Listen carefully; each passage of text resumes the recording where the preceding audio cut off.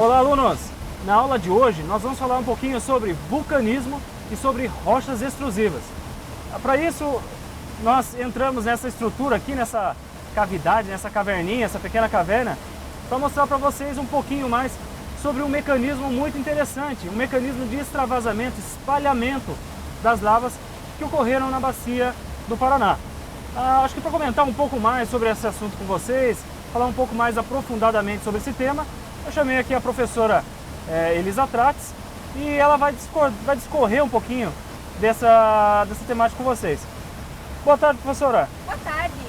Então, hoje nós vamos falar sobre as cavernas vulcânicas, corretamente chamadas dentro do vulcanismo de tubos de lava.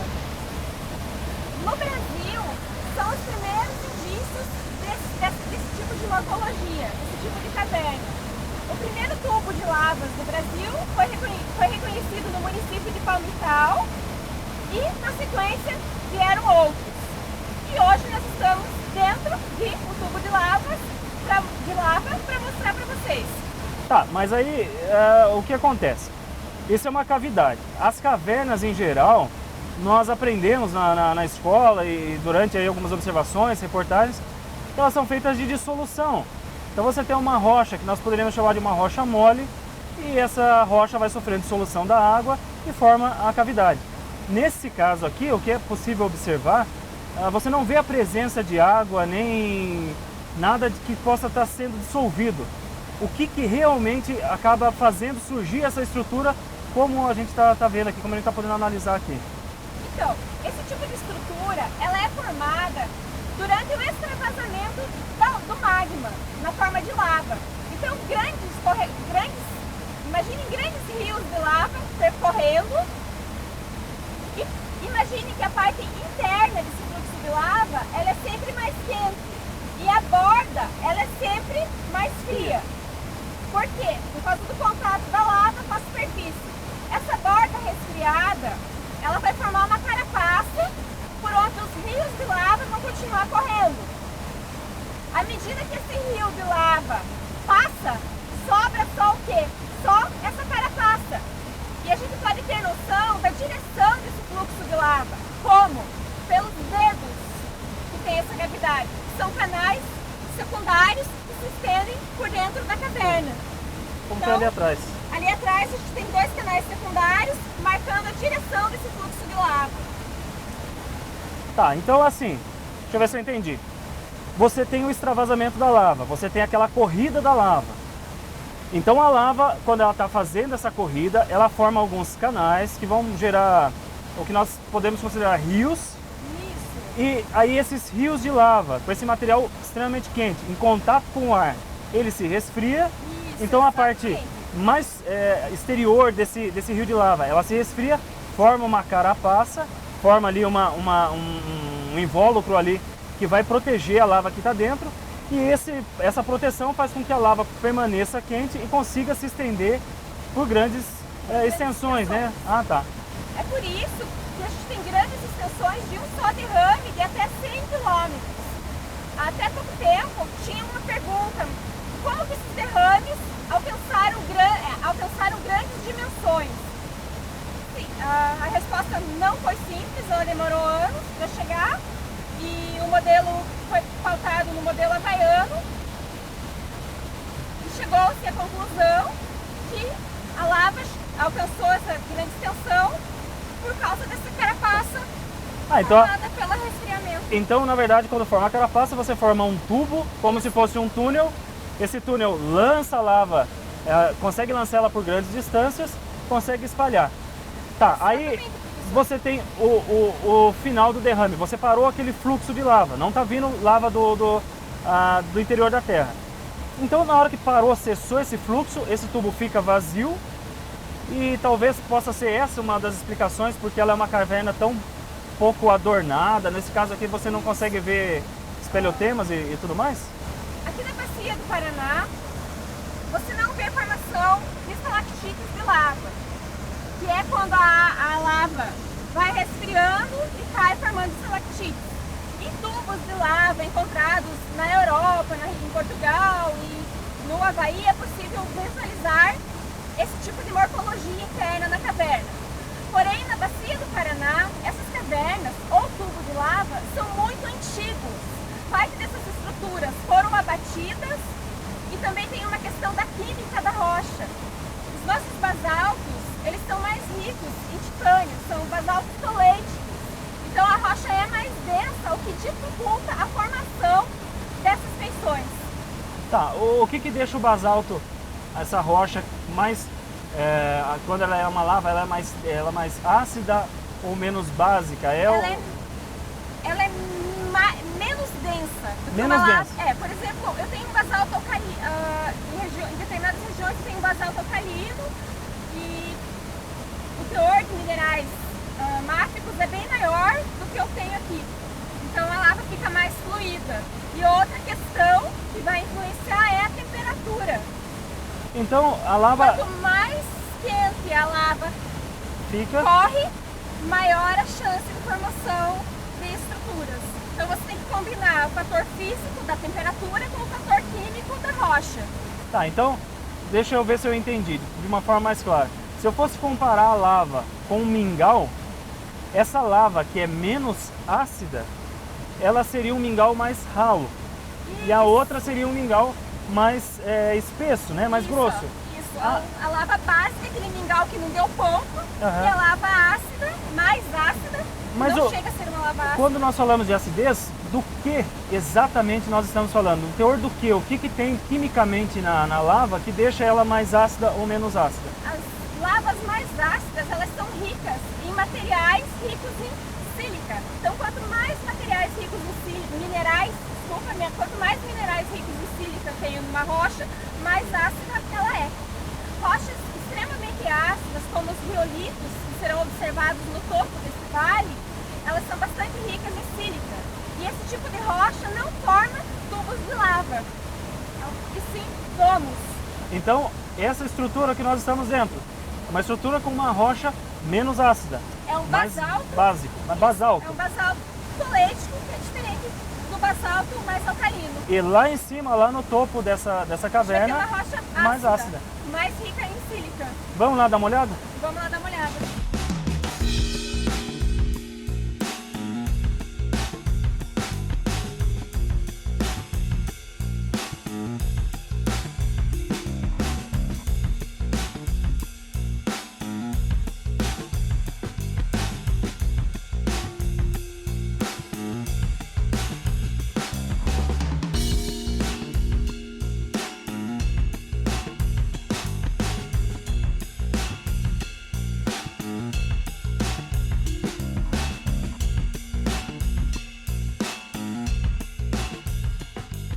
Então agora nós saímos de dentro da caverna, dentro da cavidade, né, que nós aprendemos que é um tubo de lava, e chegamos aqui ao topo do vale do rio Pinhãozinho. Então nesse topo de vale aqui, nessa cota mais alta aqui do vale, nós temos umas rochas diferentes, né, são rochas diferenciadas das que estavam dentro da cavidade.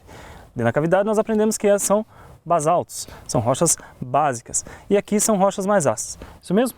Isso mesmo, correto, professor Barbosa. Tá, e qual é a diferenciação básica então? Então é aquilo que a gente falou lá, como se fosse um mingau. Aquele mingau mais ralo, tem rochas menos ácidas, menos sílica e ele consegue se espalhar mais fácil, né? Ele tem uma fluidez maior. E essas rochas têm mais sílica, isso? Isso, é por isso que os derrames basálticos alcançaram grandes, até 50, 100 quilômetros os derrames, por serem rochas mais fluidas, e as rochas diferente das rochas ácidas, que são menos fluidas. E uma coisa bem interessante é que esses derrames ácidos, eles foram os últimos a ocorrer dentro da bacia do Paraná. Então você tem os derrames de andesite basalto, que a gente chama, que foi o que a gente viu no tubo de lava, e aqui a gente tem as unidades ácidas do tipo Chapecó. E qual é o mineralzinho que tenha mais? Bom, então, Os mineraizinhos dessa rocha são mais ricos em quê, professor? Então, a princípio, são a sílica. Exatamente. Né? Então, acho que o que melhor exemplifica a grande quantidade de sílica, eu acredito que sejam esses mineraizinhos aqui que eu encontrei pela estrada, que são os quartzos. Isso.